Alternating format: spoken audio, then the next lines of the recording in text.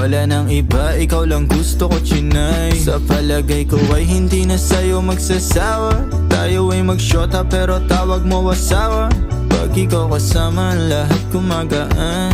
O ikaw na sana, di na tinatalaban ng kahit sinong palaban man ang aking makita sa daan. Para silang gamit na damit dapat labahan. Nilamanghan mo sila ng 500 kagandahan. 100 sa katawan, ilan lamang tinambakan.